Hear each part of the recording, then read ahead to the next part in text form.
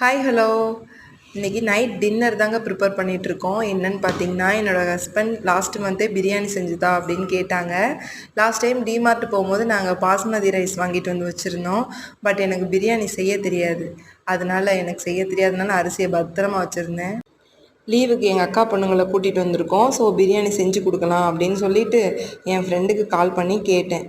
அவங்க சொன்ன ரெசிபியை ஃபாலோ பண்ணி அப்படியே நாங்கள் 2 பேரும் சேர்ந்து பிரியாணி ப்ரிப்பேர் பண்ணோம். பரவாயில்ல, தனியாக செஞ்சோம்னா ஏதாவது வெறுப்பாக இருக்கும், சேர்ந்து செஞ்சோம்னா ஜாலியாக தான் இருக்குது.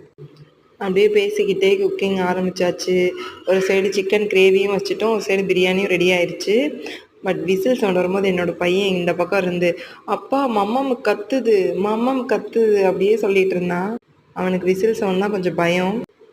பிளான் பண்ணி குக் பண்ணும் போது கூட சில டைம் நமக்கு சொதப்பிடும். திடீர்னு நம்ம குக் பண்ணோம் அப்படின்னு நினைக்கும் போது சும்மா சொல்லக்கூடாதுங்க, சூப்பராக வந்துருந்துச்சு. ஃபஸ்ட் டைம் நாங்கள் பண்ணுறோம். பட் ரொம்பவே நாங்கள் எதிர்பார்க்காத அளவுக்கு நல்லா வந்துருந்துச்சு. இவ்வளோ ஈஸியாக இருக்குது, இவ்வளோ நாள் நாங்கள் ரொம்ப பெரிய விஷயமா நினச்சி நாங்கள் பிரியாணியே பண்ணாமல் இருந்திருக்கோம். அதை நினச்சி நாங்கள் இப்போ ரொம்ப ஃபீல் பண்ணுறோம். சாப்பிடும்போது என்னோடய ஹஸ்பண்ட் சூப்பராக இருக்குது அப்படின்னு சொன்னாங்க. நல்லா இருக்குதோ நல்லா இல்லையோ, நம்மக்கிட்ட அன்பாக சொல்லிட்டாங்கன்னா ரொம்ப ஹாப்பியாக இருக்கும். நல்லா இருந்தால் நல்லா இருக்குன்னு சொல்லுங்கள், நல்லா இல்லைன்னா இது பத்தலை, அது அதிகமாக இருக்குது, அடுத்த டைம் கம்மி பண்ணிக்கோ அப்படி சொல்லுங்கள். இது என்ன சாப்பாடு, இதை மனுஷன் சாப்பிடுவானா அப்படிலாம் கேட்காதீங்க, ரொம்ப ஹர்ட் ஆகும். ஏன்னா குக் பண்ணுறவங்களுக்கு தான் அதோட கஷ்டம் என்னன்னு தெரியும். எதாக இருந்தாலும் அப்ரிஷியேஷன் பண்ணுங்கள்.